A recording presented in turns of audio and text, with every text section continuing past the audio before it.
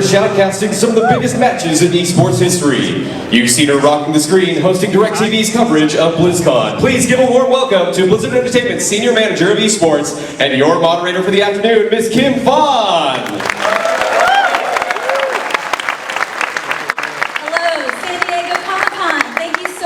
Taking your time to be here with us today. We are a little bit late because of some tech issues, so I'm going to keep this really short. I know we have a lot of great content to show you guys, and I definitely do not want to take up from the questions you're going to want to ask later. I do want to remind you though that for the Q&A portion, please keep the questions relevant to the talent that we're going to have on the panel and the content that we're showing. But anyway, it's been a very busy year for Blizzard. We've had a lot of great releases and announcements so far. And so without further ado, I'm just going to go straight to the panelists. The very first one we have is our no stranger to this stage or to any stage for that matter. Please welcome Blizzard Entertainment's Senior Vice President of Story and Franchise Development. It's Chris Metzen.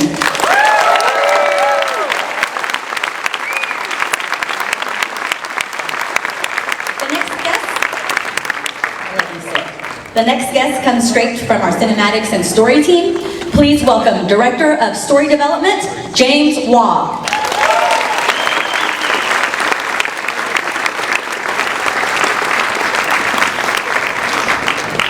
Hello, James. It's okay, don't be nervous. You have Chris next to you. All right, author of 10 Blizzard novels, including Arthas, Rise of the Lich King, World of Warcraft, War Crimes, and Starcraft Flashpoint. New York Times bestselling author, please welcome Christy Golden.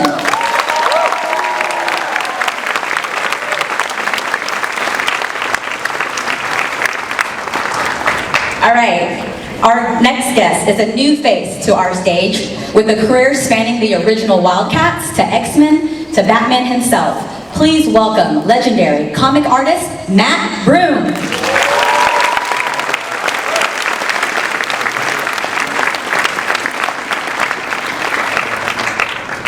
This is great, Chris. All right, next up, the director of countless Blizzard cinematics and a key contributor to Legendary's upcoming Warcraft feature film, it's Vice President of Art and Cinematic Development, Nick Carpenter.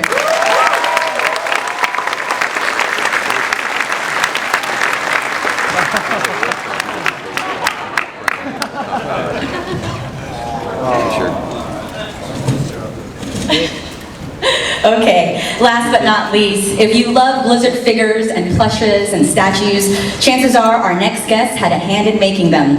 Please give a warm welcome to our Senior Manager of Toys and Collectibles, it's Jason Bischoff.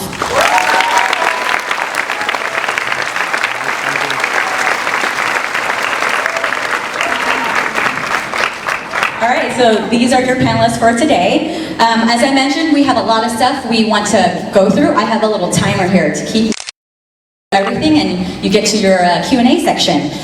The first franchise we're going to cover is going to be Warcraft. You can go skip back real quick. Let everyone know. You don't want to show your Twitter? Okay, no time. Warcraft it is. So the best man to start it off, Chris Metzen. Hi everybody, thank you for coming today. How many of y'all play World of Warcraft? Excellent. There goes. We wanted to talk about one of the items we've been developing for, it's been a year and a half. It feels like years and years and years, but it's a product that's very, very special to us. I won't say too much. Let's cue up. Do you guys have the video we can run? And we'll let you look at that, and then we'll riff on that.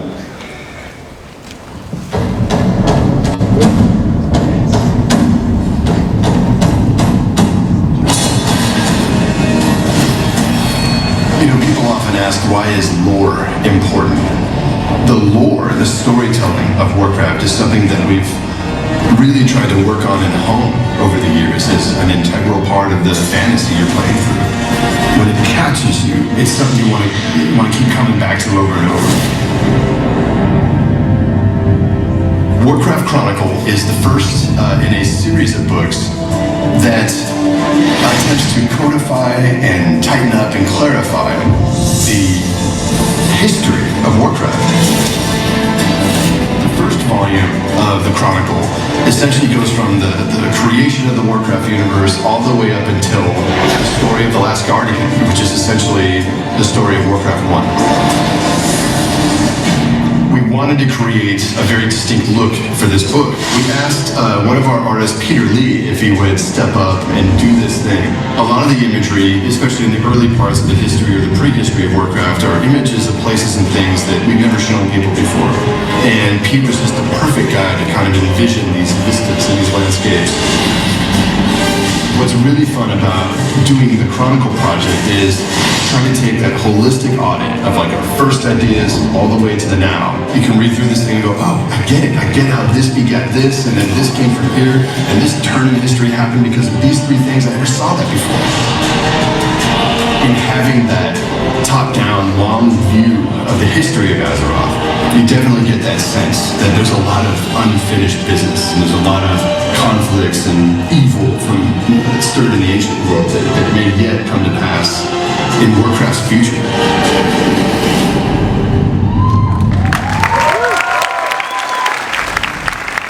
So Warcraft Chronicle, this is a book we've been wanting to do for a very long time, and I'm sure you guys can appreciate with every new product, with every new expansion set that comes out. I mean, there are hundreds to like 1,000 new ideas every time we do an expansion set. So it can be a little hard to wrangle all this stuff and keep account of all of these ideas and how they stack together. So this project we've been working on, like I said, for a while, and we're super proud of it. It's a fairly dense history book, really, with all of Peter Lee's pictures kind of punctuating these scenes and these moments throughout history. So we're pretty geeked up. What do you think? I think this is a book that will let everybody become their own red shirt guy. Challenge Chris Metzen on his lore. Which is fine. We're going to do 2 more volumes of these as well, so we're really excited to try to get the lore codified and get that stuff out there in front of you. Right. Right. Anybody else have anything? I'm very excited about it. I think this is going to be to show all of you just how much is out there. And as somebody who's had the honor to contribute to some of this, I'm really excited to see it all over the place. To be honest, I probably need it just to keep on top of it at work. Well, this is definitely not the only thing that we've got to talk about, Warcraft related. Chris, you want to talk about what's next? Why we have Chrissy here and why we have Matt here? Sure. Interestingly, some of you may have heard, how many of you guys have heard, this has been a rumor, I look at the internet too, how many of you guys have heard that we are planning to do a feature film based on Warcraft? Awesome, I read about that too, crazy. So what has been really fun about the Warcraft movie has been working with Duncan and his production team and the folks at Legendary to really dig into this project and making sure that it is true to Warcraft as it could possibly be. The reality is the movie kind of takes, I think we talked about this before, the movie kind of takes place essentially in, how do you put it these days, like the cinematic universe, right? Like there are some alterations to kind of how Warcraft 1 went, you know, all those years ago. We feel very strongly that the film is like a much better telling of the story. It leveraged all the characters and themes and stuff that went into, you know, effectively that tale. But it's so much sharper, and I think the themes are so much clearer. So it almost, I equate it often to, I don't know if this is speaking out of turn, but how many of y'all in the room are like comics fans? Many? So it was like a comics event many years ago. It was like the ultimate Marvel universe. I always like liking it to that. It's all the same ideas and all the same stuff, but a kind of an opportunity to tell it again, tell it smarter, get it tighter. So we've had the opportunity with Duncan and Legendary to kind of help expand on this cinematic universe and support the feature film in a number of different ways, which have been super fun to develop story for. So, Ms. Golden, what are your thoughts on the matter? I am very excited to be involved in this, and I've had a chance to sit down and do one of my favorite things in the whole world, which is jam with Blizzard folks and work out a story with them together. It's always so great. So I am really, really looking forward to this, and it's lovely to actually be able to talk about it now. I've gotten so many kind Twitters from people saying, when are you going to write something? And I couldn't say anything, so no, I can. And I'm very excited to be working with something that is in line with the Legendary picture. And like all of you, I can't wait to see it. We couldn't be more happy having Christy involved in this. I mean, Christy has, really fundamentally built our publishing presence in many ways for Warcraft, and written so many other books. So much like more. It's because of her, and so to have her helping to touch this kind of new continuity really means a lot to us. So what can you tell us, Christy, about this novel that you're working on? Well, we're going to keep it a little mysterious for now, but I can say that it is a prequel to the movie, and it's going to set up a lot of what we're going to see in the movie. Great. It's exciting. I believe you're excited about the movie. You should be really excited about that novel coming out. And then, and also James, you want to talk about what we've got Matt working on? Sure. So I mean, like Chris was saying, we've really had a great partnership with Legendary and the producers in helping to shape the comic, and the book that Christy's doing. And so when we hired, or we were ended up working with Legendary Comics and Paul Cornell and the illustrious Matt Broom here to do a prequel comic for the movie to tell the story of Lane, Lothar, and Medivh when they were younger adventurers. So I think we have the one shot to show now.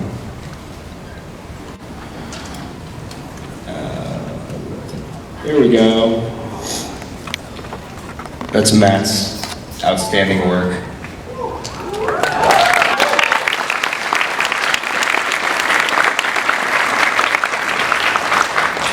And I think what's been great about it, again, is it's been a total partnership.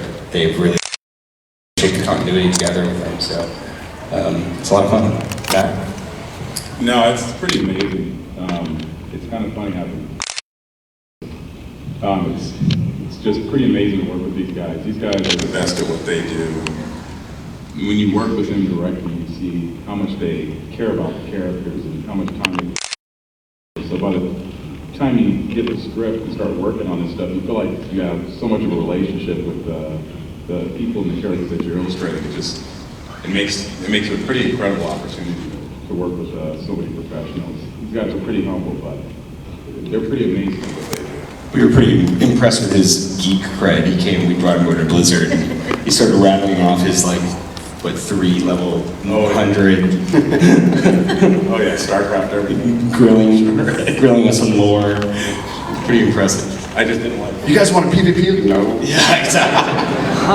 It's the worst day of my life when I realized my son could beat me in Starcraft. It's rough, man. It's rough. How old is your son? He's 10. You could have lied. You could have aged him up a little bit. So what's super fun about this phase that we're in, especially with the movie coming out. I'm sure you guys can imagine. It's totally mind blowing. How many of you guys got to see the Weta booth down, the Weta Legendary booth downstairs?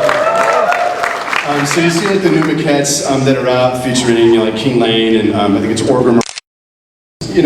I'm sure it's the same for all of us. Just growing up and imagining one day you'll get to do this work, and it seems like just impossible. One day someone will extend a hand and offer you a gig. Just being creative with people that you vibe with.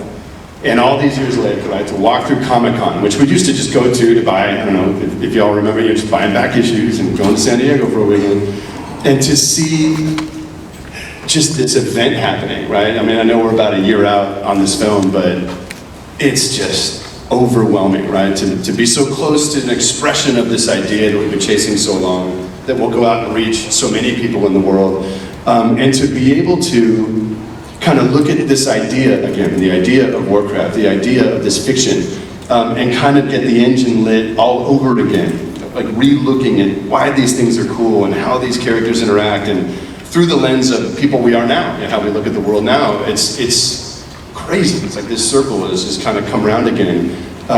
What has been your impression of I know you can't talk too much, we've been asked not to say too much about the prequel book, But since you've had such an interesting view into Blizzard and the development of so many of these ideas, like what does it make you feel coming around to these ideas again? It was amazing to see the scenes that we saw at BlizzCon, and you are in Azeroth. It's like everything is there, but it's not game design, it's real life design, and it's just blossomed.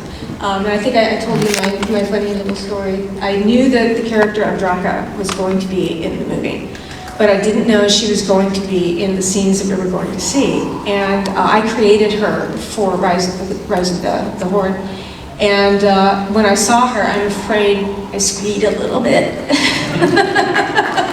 I just kind of gasped and yelped, and I was like, oh my gosh. So this is going to be amazing to be able to be part of this and to bring my love of the game. I've been with you guys for 15 years, believe it or not. And a mental step forward is a real honor, and I'm so excited.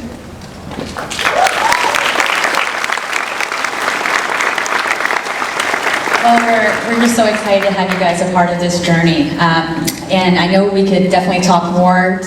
Keep in mind any kind of questions for the Q&A later that you might want to ask Chrissy or Matt. I want to keep this moving, so we're going to go to the next franchise that we want to talk to you guys about, and that's going to be Starcraft. The game that 10-year-olds. So for Starcraft, I'm going to kick it off to you, James. Sure. You know what? We're actually here to kind of announce a cool product that we've been working on for a while. So why don't we just roll the video, and then I'll talk about it a little bit after that. Perfect.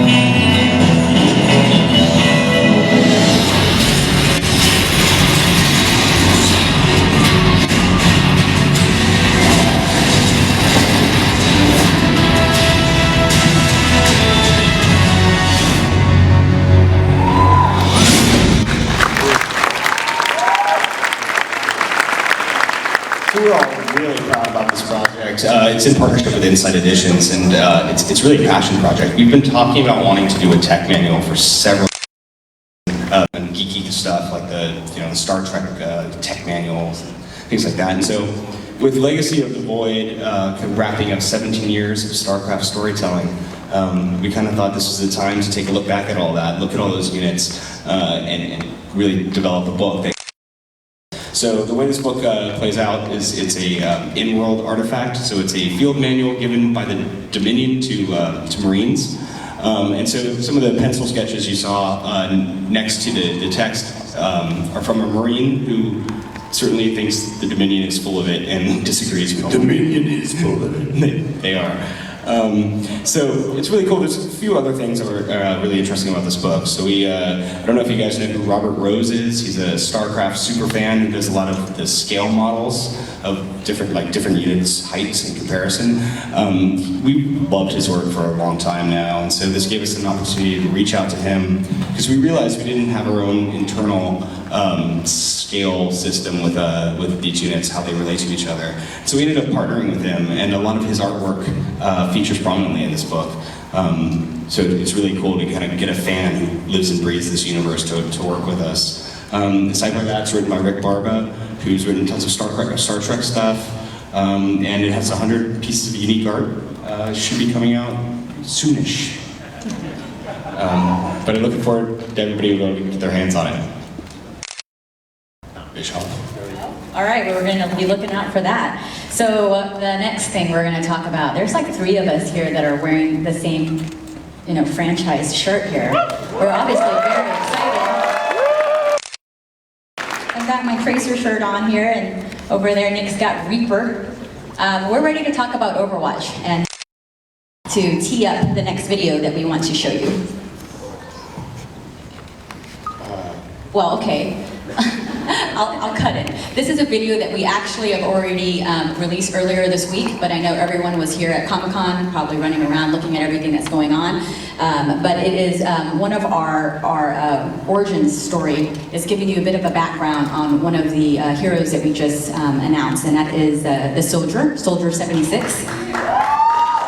Yep, and so I think we're going to be doing quite a bit of this, or Chris can tell you more. We're going to be doing a little bit more of this, but the video we want to show you is the one that went out on Tuesday. So let's have that roll, and then we'll let Chris talk more about it. Hey, Ken, real quick, just for the sake of saying it, Chris, do you remember last year we had during Q&A a guy come up and say, "Hey, do you have You guys ever gonna make it?" But you guys, and you sat there like, Oh God! because it was Ripping, just going done. It was in the Yes. hole. Wait till That was here. November. That was here. You're right. The Hey. guy asked that question. Yeah. Cool to actually talk about it. Here you go. It's cool to actually talk about. Yeah. So we're gonna, like Kim said, we're gonna play you a quick video that we just released the other day. It's just kind of fun for purposes of the discussion today to show it again of one of the most recent heroes we've announced, Soldier 76. Let's do it.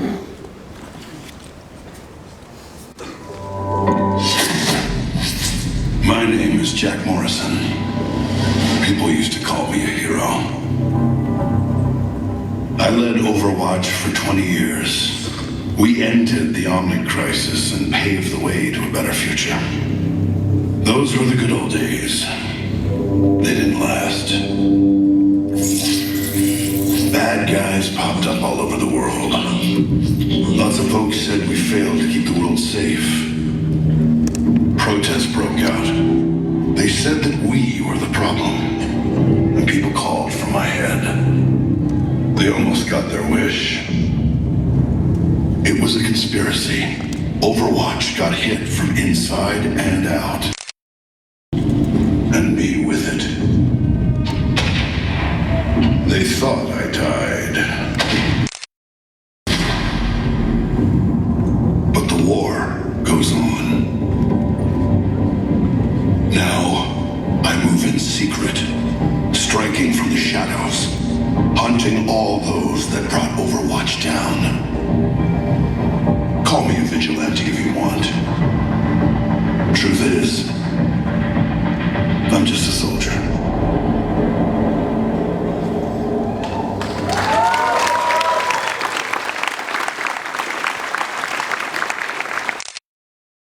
To reveal a number of these characters that we've been developing. Part of the reason for playing that file again is we are currently developing a number of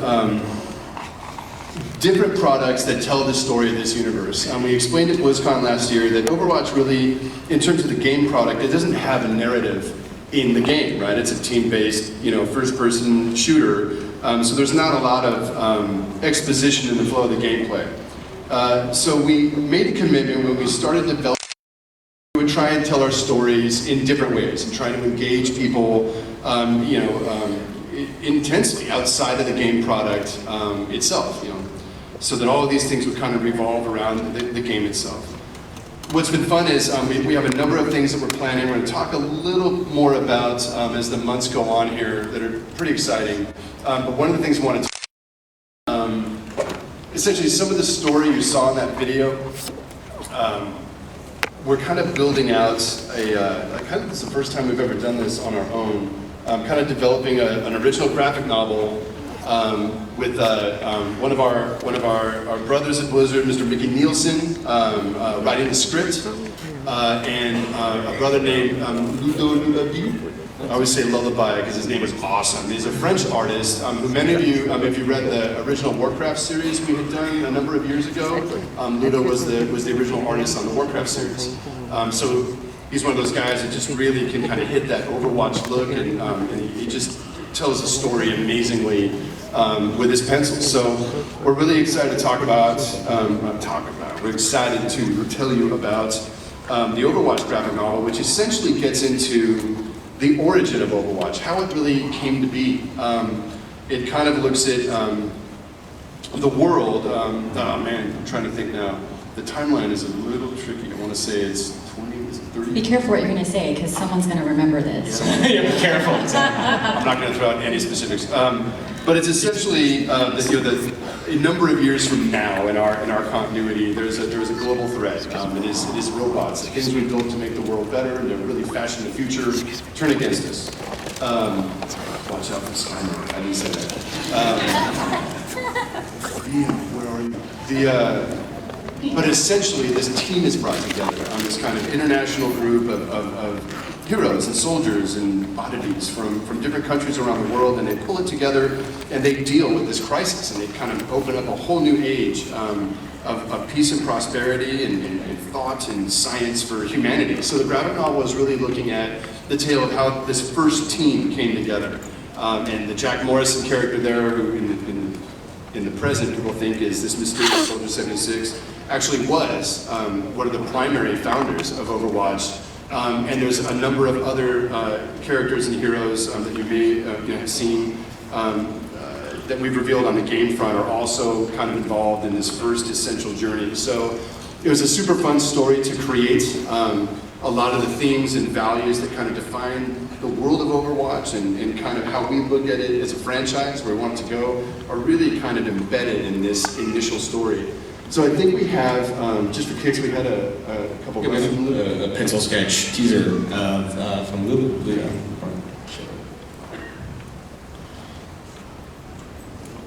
So super fun just to see him, this is kind of one of the early sketches he did. Starts, you see like Reinhardt and Morrison there, and Torbjorn down at the bottom. So super fun. Expressions outside of just the core, kind of show these characters in a new light. What's been really fun about Overwatch since we announced at BlizzCon, how many of you guys do fan art and like just really dig that out? All right,